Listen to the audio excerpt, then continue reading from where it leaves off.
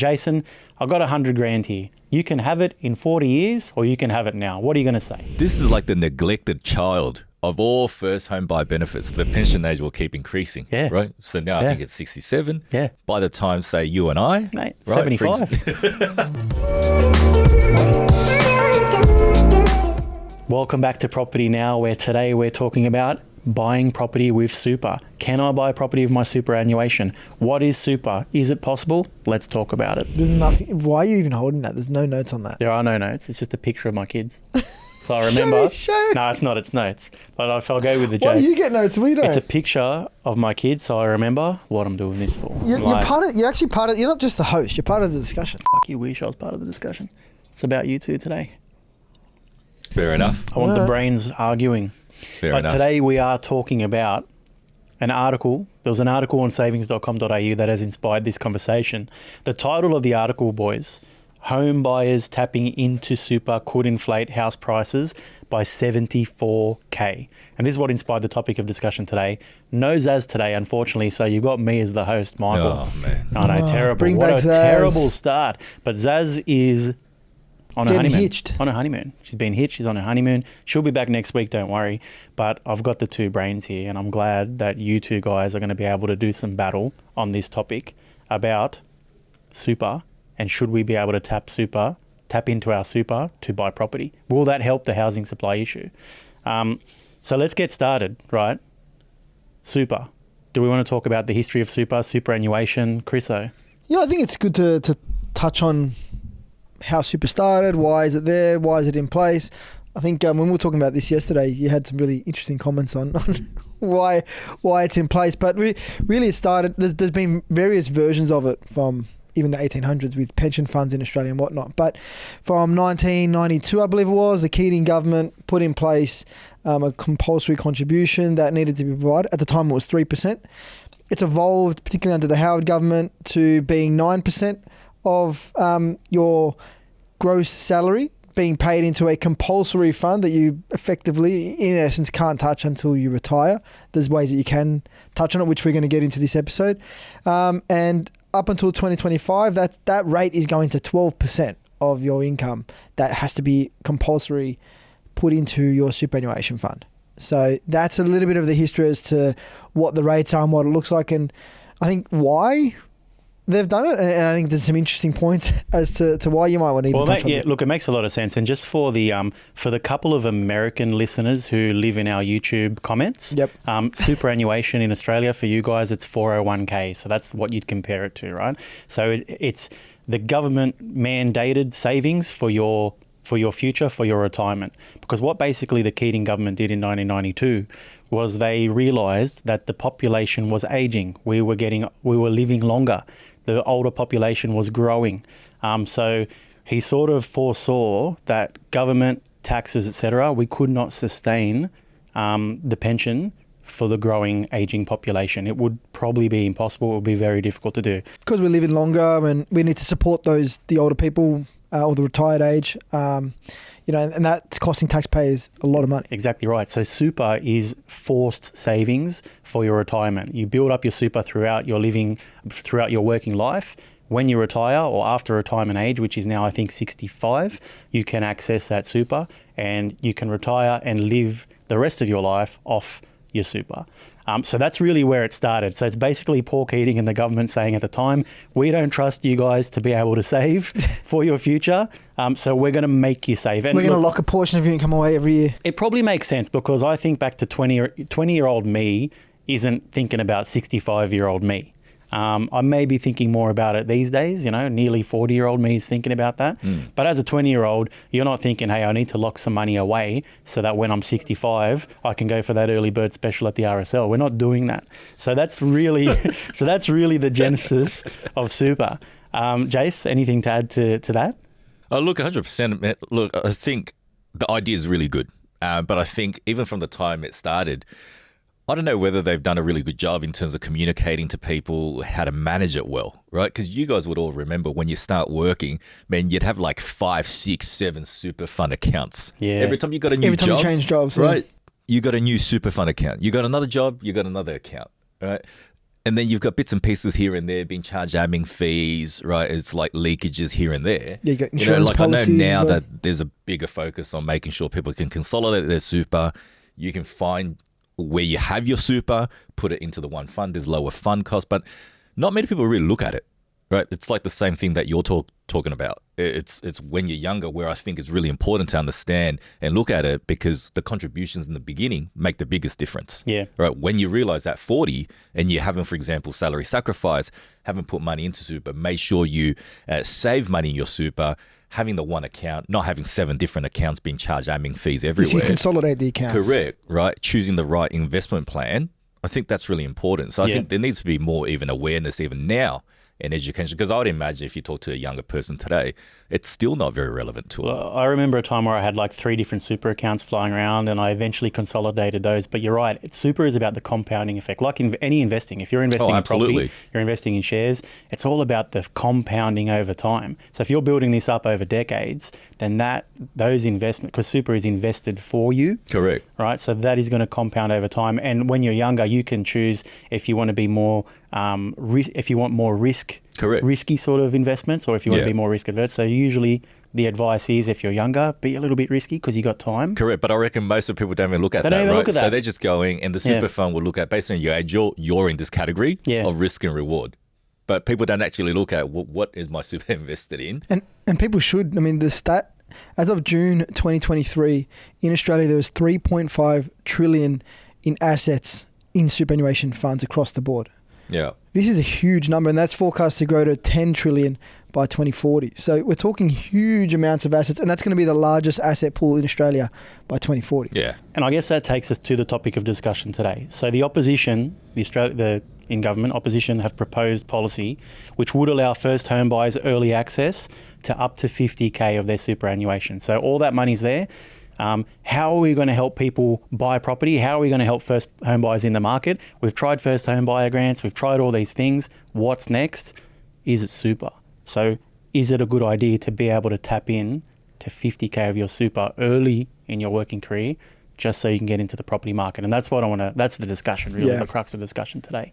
Yeah, look, I think that's an interesting one. And that's a policy that's being rehashed. Yeah. Right? So that's the same policy. And I think in that article, that's a proposal from the coalition, right? So that's the Liberals.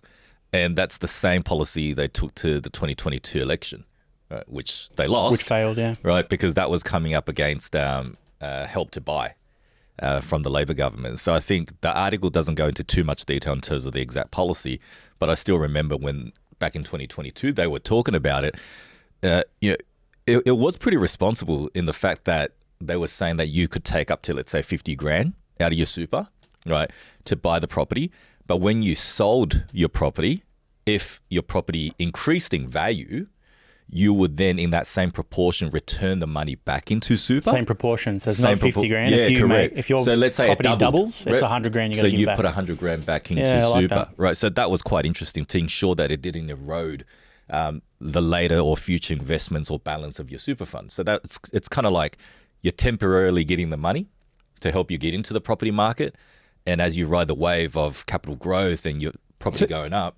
So it's finding the balance between. So you're able to get a property now, but also able to, and also able, but you're also able to ensure that the intention of superannuation, which is to ensure you've got money for your retirement and to make investments, you get the benefit of the compounding effect. Yeah, that's exactly right. But if the property value went down, which is possible, right? It's possible that'll also affect having less money returned back into your super once you sold it, right? So you might have taken out 50 grand, but only put 40 grand back in, right? So you had a loss of $10,000 from your super. Yeah, so is that because if you sell it too quick or something? So whatever the market conditions were at the time and so forth, right? Yeah. So I think there's definitely merit in it, because I can see that there's a lot of people who would love to be able to use their super to help them get into property so that they can stop renting, have better security, more stability, right? So all the added benefits of owning a property, not just on the capital growth side of things. So there's a lot of people that don't want to stay in the rental system. Yeah. So I think that's important, and people can make an informed decision. What's interesting is it's being able to use super for your the roof over your head, for your principal place of residence, for the dwelling you own. And typically, at the moment, if you want to invest in property with your super, you can. So if you have a self-managed super fund or an SMSF or a SMSF, whatever you want to call it, you can invest in, you see a lot of people invest in commercial property this way. So it is possible to do that, but it's always on an investment property, right? And you need to set up a self-managed super fund. That has costs. It's compliance costs annually as well. Yep.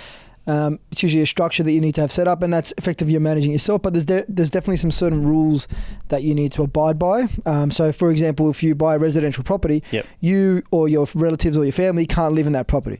Because the reason for that is if you buy a self-managed super fund and you buy residential property, which you live in, you're not going to pay your superannuation fund rent. So then there's no retirement income being generated. So the intention of superannuation is to ensure that there's enough funds for you in retirement. So if you take that money out to buy a property and you're not putting money back in or a return back into the super fund for your retirement, then that defeats the whole purpose of what superannuation was created for. That's right. This new proposal goes against what super is actually for. It's not an investment, it's a necessity. Yeah, so that's interesting because you're saying that, using it for housing, right, for shelter. But when I read about the 2022 policy that they proposed, the requirement was that you live in it for 12 months or something like that. So that means after 12 months, then people would be able to take advantage of these first home buyer benefits, is then move out. Reminds me of the first home buyer grant, where you get the 10K, you live there for 6 months. Correct. And then you can rent it out.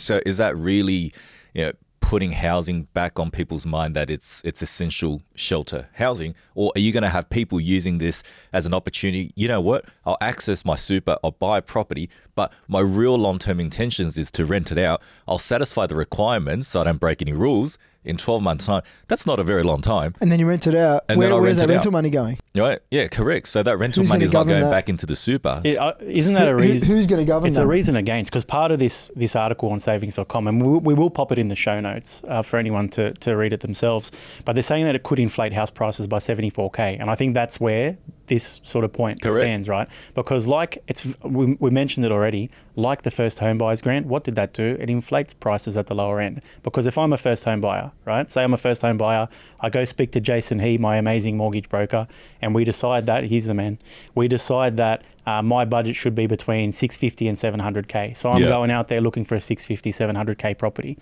All of a sudden, with a policy like this in place, I have access to an extra 50 grand that can go towards my deposit. Exactly. So on paper, right, on paper, I've got an extra 50K that I can put towards that $650,000 to $700,000 property purchase.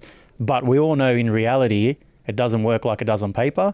What actually will happen is I can all of a sudden spend $700,000 to $750K. And that's a really good example, because the coalition's policy back then was saying you still needed a minimum 5% deposit. So you could access your super to supplement your deposit. So that's what you're talking about. It's not around someone who doesn't have any deposit using the super to get in to the property market. So it would be someone who's already got a 5%.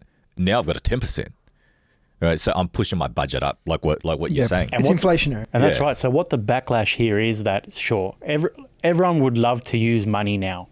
Like if you give anyone an opportunity, so if I say to you, Jason, I've got 100 grand here, you can have it in 40 years or you can have it now. What are you going to say? Yeah, but we saw this during COVID when people were allowed to withdraw money from their superannuation. So we had, I think it was in 2 financial years, you could withdraw 10,000, and the next financial year we could withdraw 10,000. We saw people on the 29th of June taking out 10 grand, and on the 2nd of July taking out 10 grand. They weren't spending that in the way that it was intended to spend. It was thrown at commercial, consumer items and spending jet skis and all this kind of crap. But that's what it was being spent at. So I think getting that money now is not really helping them. I look at this policy and I just wish government just does less. Like, they got to stop looking at this in a way where let's try and fix, helping first home buyers using their super. It's just creating inflationary measures, and I don't think it's going to affect or help the underlying issue of property being unaffordable. It doesn't actually help the underlying issue of property being unaffordable. So that's the problem. We're throwing more fuel on the fire, I think, with using superannuation funds to buy property. If this conversation is interesting to you and you're interested into getting into property in a completely new way, then check out coposit.com.au. That's coposit.com.au. We're taking something that was created for a purpose and changing its purpose. So like maybe based on what you're saying, people buying jet skis and doing with their COVID money, maybe Paul Keating was right. Maybe we're idiots and we can't be trusted to save for our future. And it makes sense. Paul would definitely agree on that one. Paul would definitely agree. I don't always agree with politicians. A lot of people are idiots. I don't always agree. But so maybe that's the case. So if we because if I could manage, if I want to manage my own super and invest, and I think I can do that and I can trust, I reckon I could do it. But if I want to do it, there's an opportunity for me to do it through a self-managed super fund. Yep. Right? But if we all of a sudden give everyone the opportunity to use 50K, and it's not just 50K, right? Because I remember, again, I'm going to keep comparing it to the first home buyers grant. First home buyers grant was 10K once, right? So, but if I purchased with my partner and it was our first property, when neither of us had purchased before, then we get that 10K once between us, right? But with this policy, what they're suggesting is it's 50K per person. Yeah. So if my partner and I buy our first home together, that's 100K. Yeah. It blows things up, man. Yeah, absolutely. And you're going to start to see all of a sudden, if you're one of the first movers here, and you've said this before, Chris, and I will never forget it. You articulated it very well. If you're the first mover, good on me. That's fantastic. I've just done something great for myself. I've taken advantage of this. But when everyone else is taking advantage of it and the playing field is level, all of a sudden, the floor rises. When everyone has the same if you got an advantage, when everyone has that same advantage, is it really an advantage? I always say that. And again, I think this will be highly inflationary to property, and it's going to push, as you've mentioned, push the lower end up. And I actually just generally don't know if it's a good idea to be accessing superannuation to buy property, whether it is your first home. I know people see that money sitting there and they think, geez, I'd love to be able to use that. I really understand that to buy property. But the intention of superannuation is there for retirement. You probably got 20, 30 years now with people living longer in your retirement age. You need to make every dollar count when you get to that retirement point. So I think being able to use it for your first home now, I think is a mistake. And I think, you know who else will really hate this policy? Probably big superannuation funds. Yeah. I mean, I don't imagine the superannuation funds are going to like this policy. Those big superannuation funds. Look, just speaking open, I don't think they're going to like this policy either. And you're right. People, used to retire at 65, maybe die in your 70s. People were living to 100. And also the pension age will keep increasing. Yeah. Right? So now I think it's 67. Yeah. By the time, say, you and I... Mate, 75. We're never going to stop working. Which I don't agree with, but for the record, I don't like that either. Right. And what I think is interesting is you can, at the moment, already use your super to buy a property to live in. SMSF. Oh, to live in. To live in, right? So this Hold is on, the explain one. this. Man, I don't know why, but this is like the neglected child of all first home buy benefits, the first home super saver scheme. Yes. Right? Tell us about it. All right. If I have to. Right? So the first home super saver scheme allows you to contribute into your super. So you pay less tax. So that's pre-tax money. Mm-hmm. Right? So the purpose is to accelerate your savings for your deposit. And you can contribute as much as $50,000 across several years. Right? So I think it's about 15 grand per year. And build that up, and actually when it's time to buy property, take that back out to supplement your deposit. So it's not part of the 12% that they need to contribute. It's additional. Because you're saving at the moment for your deposit anyway, right? But you're saving using the money you get paid after tax. Tax money. So the benefit is the tax component of it. The tax component of it, because when you salary sacrifice or put money into super pre-tax, it's 15% taxing super. Yep. All right, so let's say your tax rate is 30%. Right, you're already saying half the amount of tax by putting that money in there. Yeah. Right, and the money in there also earns a return. Yeah. Right, so that earns a return. Then that's taxed at 15%. Then you can withdraw that and then use that as a deposit. But I think because when people hear super, people hear salary sacrifice, people hear pre-tax, post-tax. Boom, right? That's one of the most underutilized. You need to be a scientist to bloody understand it. Do we need to educate people? And is it a PR thing? Like salary sacrifice sounds like a bad thing. I don't want to sacrifice salary, but if you call it something else, correct. And it's all about the education. Like the ATO website has a lot of info on that, and there's a recent change where they've increased the limit from 30 grand in total that you can contribute to 50 grand, right? But no one talks about it. But that's the thing. This is the demand generation. If you can access 50K now, I want it. Correct. That's Instant gratification. Not like I want to save over 3 years. So I think the problem is, but you're saving anyway. Yeah, but you don't have access to it. Correct. And if you let's say in 2 years' time you've changed your mind, you don't want to buy property, you can't pull it back out. That I'm not sure. Because you got to pull it back out only to buy property. Correct. So if you then say, you know what, I do want to buy, I don't know, I want to buy a jet ski. I got jet skis in my mind. That's an expensive jet ski. If you pull it back out and say, you know what, I want to live on a jet ski instead, then I want to live on a jet ski. Whatever. This then is crazy. You can't do that. So I think people think, well, I'd rather just save, keep that money with me, actually physically in my control, save, and then be able to use that.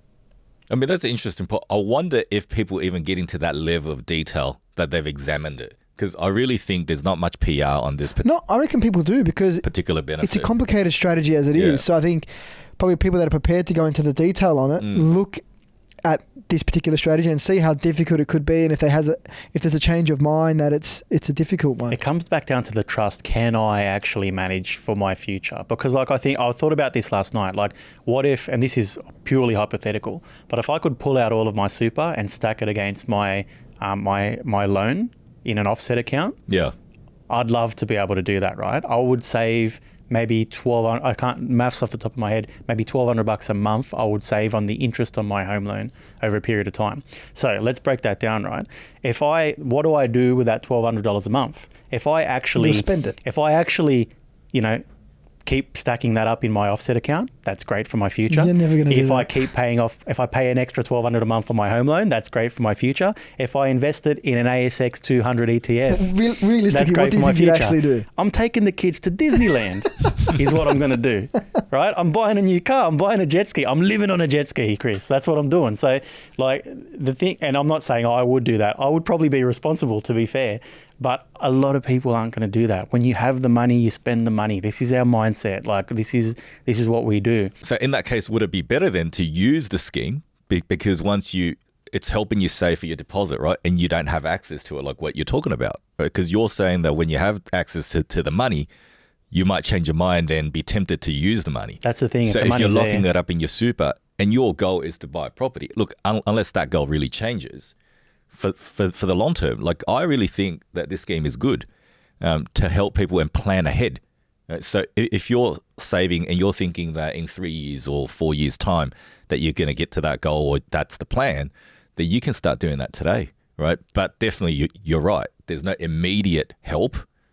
But it's the same thing as you are saving for your deposit. That's right. But if it doesn't happen in a week. That's why that scheme's great. If you're locking it away and you can, Chris, if you're right and you can only use that to buy a property, then that's good. I can't take the kids to Disneyland. Do you recommend this scheme to your customers? Look, 100%. Yeah? I always talk to the customers about the scheme. Like we don't say to them that this is the best option for you, but have you looked into it? Our job is to inform them and to help them understand how this can accelerate your savings. And I think it's a really good scheme, but you have to start early. Yep. But I think people need to understand saving for a deposit is not just about putting your money in your net saver account and earning the interest, right? It's also about using schemes like this. And you don't have to salary sacrifice all of your savings. So there's already schemes out there that exist for superannuation and your deposit. So the actual article itself talking about being able to use other super money, so your contributions that you make, that 12% towards housing. I mean, I look at the flip side of the argument and say, well, you're allowed to set up a self-managed super fund, use that fund in your superannuation to buy an existing residential property, but you can't live in it. Is that inflationary?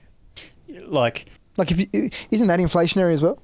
The fact that you can use a self-managed super fund to go out and buy residential property, but we're not allowing first-home buyers to get the counter argument to it, isn't that inflationary by too? By definition, of course. Correct. There's more money. Just to generalize, a lot of people, right, from the survey of everywhere, right, would look at buying an investment property in their SMSF once they've reached their limit to purchase investment properties under their personal names. That's often the strategy. But it's an investment. Right, correct. They're getting a yield. They're getting rental income. Exactly right. So if the argument's against people owning 5, 6, 7 properties in their portfolio, which is creating a distortion, right, that's going to add to it. So then the argument is, well, if we're allowing people to have self-managed super funds, have an investment into residential property, which is inflationary, we believe. Then the argument is, well, why aren't we allowing first home buyers to do it? Yeah, and then should we? The question is, should we be allowing first home buyers to do it, or should we be cutting off the investment side of it? So can we think outside the square to make it work? And I'm not like, but let's look at a self-managed super fund, right? A lot of business owners use a self-managed super fund to purchase their place of work. Yeah. If they're a manufacturing company and the they want to buy a factory. owns the factory, yep. And then the business pays rent. Yep. Right?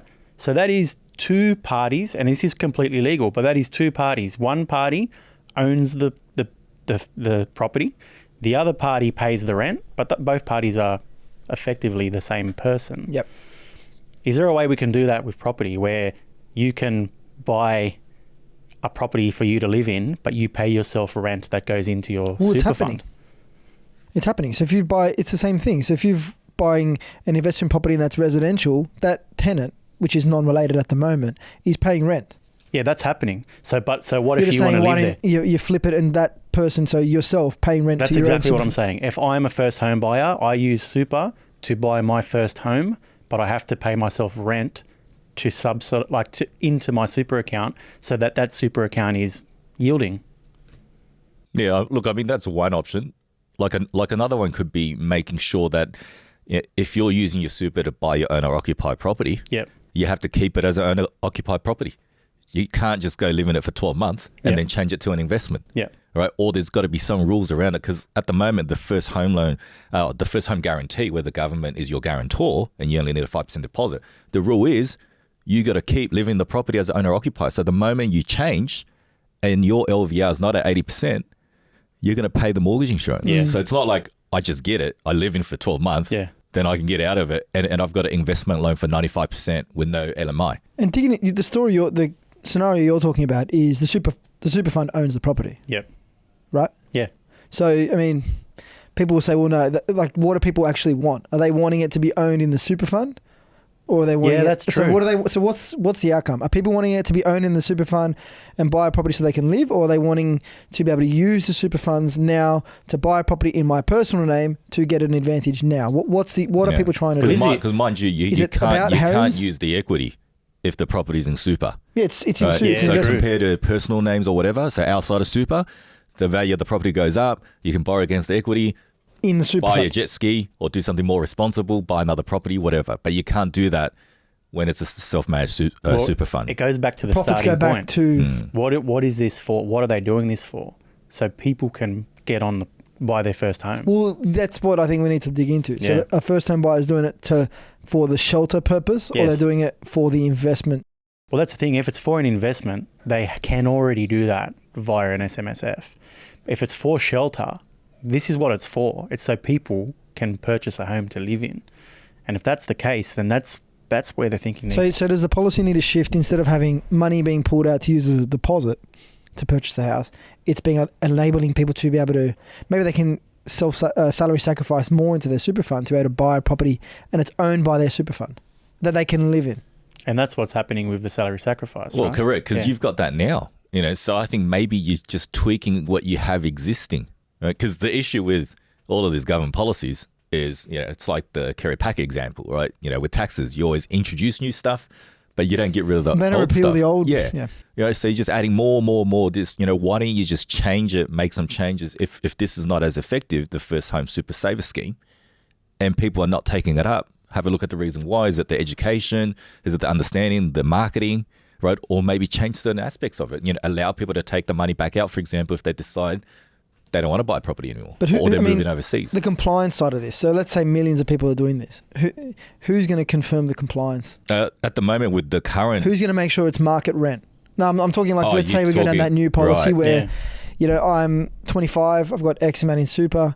The superannuation fund buys the property, and I live in it, and who's going to confirm I'm paying market rent? It's completely hackable. It goes back to Paul Keating. I don't trust you guys to save for your own not future. Necessarily, because with the SMSF, it's pretty strict, right? So you've got the auditor, but the volume will be different, right? You've got the SMSF accountant, but you'll probably have more auditors and more SMSF accountants, right? Because there's a more demand. Creating jobs. Yeah, there's more demand for that stuff. More red tape, more layers. So I think, but who knows? So we changed nothing. Is that what we're saying, mate? Is that we've spoken for half an hour and we're saying let's change nothing? The first home super saver scheme is great. Look into it. It's already there, right? I think stuff like this is just rehashing old ideas, right? Want to come out as something different. And I feel that they always have to do, like the opposition party always have to propose something different, right? They always have to do that. So is it really for the benefit of helping first home buyers? Is it, because it's already there. You can use super to buy a home. Agreed. I don't think it's a good policy change. But what scares me is it keeps being brought up and talked about as a genuine solution. We've exhausted every other avenue for like making property more affordable. Is this naturally the next step? And it's actually scary. Well, it doesn't address the issue. Yeah. It doesn't address the fact that property is unaffordable. All it does is just say, hey, we know property is unaffordable. Here's some more money that you can access from money that you have to make it even more unaffordable. It's mind-boggling. It's a great way to summarize it. That we're not looking at the underlying issues that property is unaffordable. And I think government policy is just looking at how can we continuously, and they might not say this, but how do we continuously look at property to keep almost propping it up, to ensure that it doesn't fall and to ensure that people can continue to get in. But there's this level where they don't want property to go down. I think underlying issue is they don't want property to go down. That's the fact. And I think that's the final word. So thanks for the convo, guys. We're looking forward to Zaz being back next week so I can be sitting on that side of the room with you guys. But I think good discussion. If you want to be a part of the discussion as well, let us know in the comments, whether you're on YouTube, Facebook, Instagram or TikTok. Let us know in the comments. Tell your friends about the show. Share it around. We're having some great conversations about property that you probably would only hear at a barbecue or in a group chat.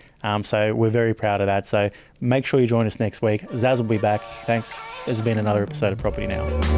The Property Now podcast offers opinions on Australian property news for informational and entertainment purposes only, and they are general in nature. It does not take into account your objectives, financial situation, or needs. It does not constitute professional advice. Always seek expert guidance before making any property-related decisions.